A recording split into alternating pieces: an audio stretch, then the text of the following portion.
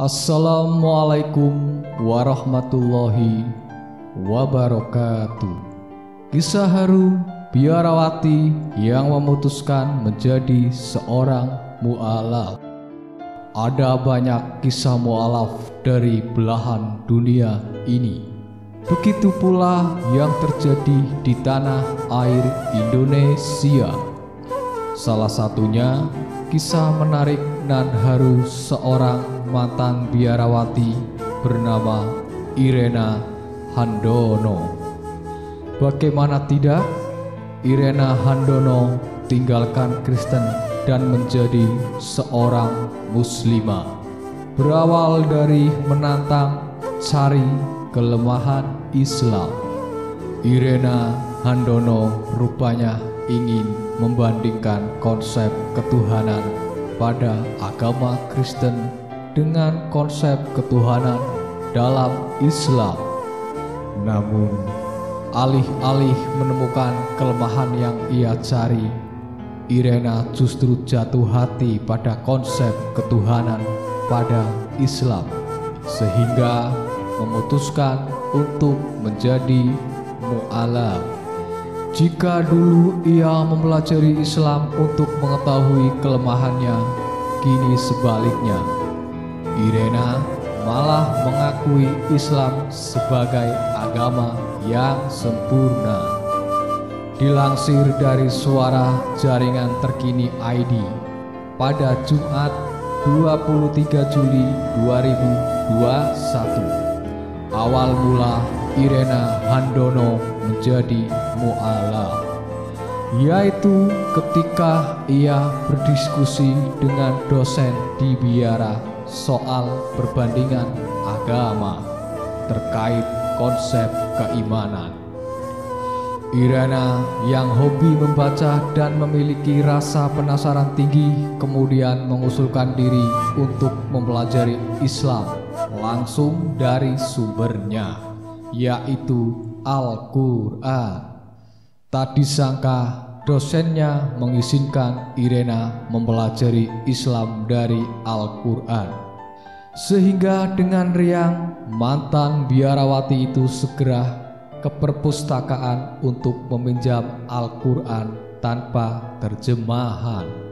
Alhasil, setelah dibawa pulang, Irena bingung melihat huruf-huruf Al-Quran karena sama sekali tak bisa membacanya.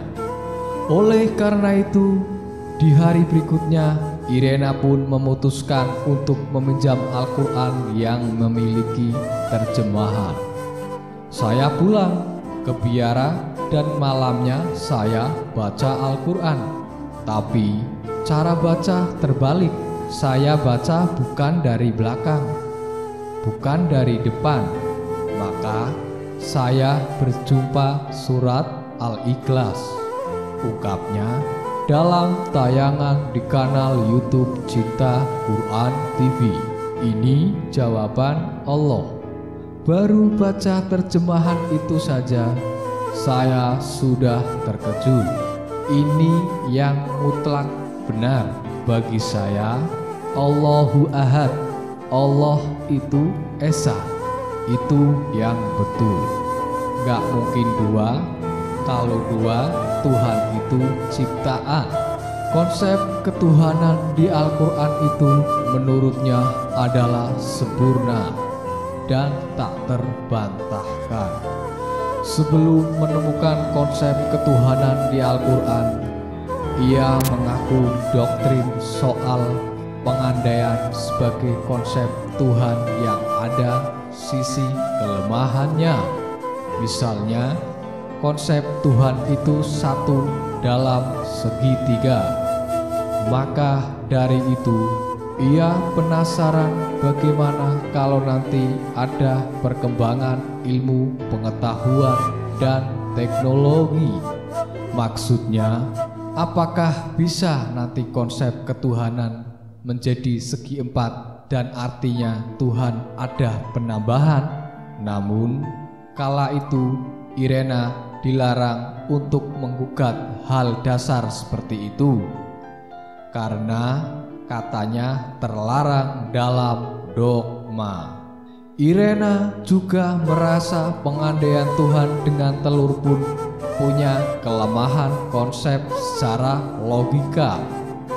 Itu karena jika konsep Tuhan seperti telur, yang mana pasti punya 3 unsur, yaitu kulit, putih, dan kuning telur, maka tak ada satu unsur saja, berarti tak mungkin menjadi konsep telur. Jawaban saya kala itu, telur itu kan alami penyusutannya.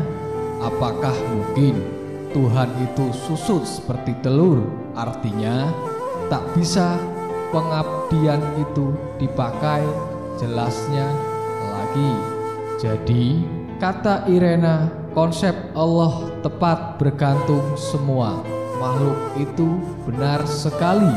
Itu karena Allah tak punyai sejarah, tak terkait ruang dan waktu, mandiri, dan tentunya tak perlu bantuan dan tak pula bermitra apapun.